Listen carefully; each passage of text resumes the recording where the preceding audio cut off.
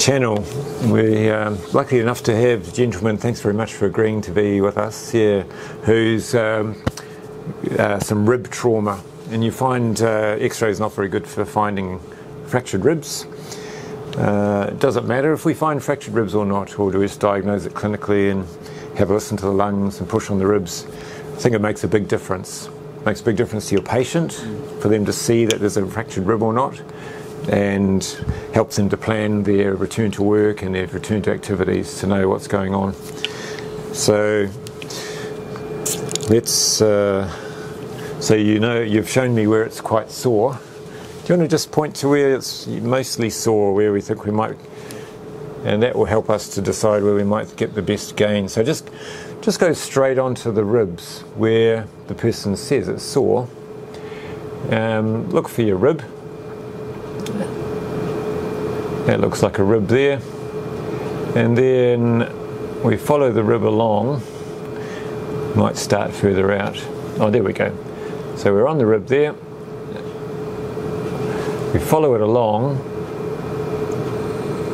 and it's not difficult to see a fracture. In fact, that might be a bit sore if I push in there. Yeah, very sore when I push in there. So you might be able to see that. We're not going to be able to record an image of this, so just hopefully you can see that on your screen there. A little fracture there. And then we might just drop off that rib, just bring it down, and we'll look at the next rib down and have a look. Where is it? There it is there. Can be tricky following these ribs. In fact, we've fallen off it. We've gone into the lung. See the lung moving there, very easy to see, kind of crawling ants.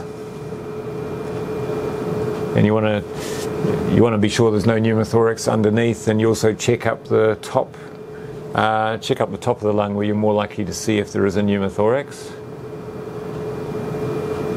Anyway, we'll go back, and there we go. As you can see, there's a slight indentation looking there. Get a slightly different angle. There's your rib fracture. Confirm it by giving a little gentle push, and you can say that's where it is. And just follow the ribs around with your fingers, or get the patient to show you where the various areas are. You might find more than one. Much easier to see these on the scan than it is on an x-ray. Much faster too, waiting for someone to come back from x-ray. And like I said, it's good just to have a quick look at the lung.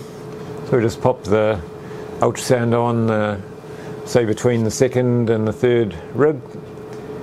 You can see the ribs, you can see the intercostal muscles, the bright line there, that's the pleura. Should be moving as he takes the breath in and out, like it is. See those crawling ants along there? And then we go for the barcode sign. You put yourself into M mode, and just looks like waves on a beach, isn't it? Instead of seeing a barcode, you sort of see a waves on the beach sign, waves on the sand. So we're happy that there's no pneumothorax.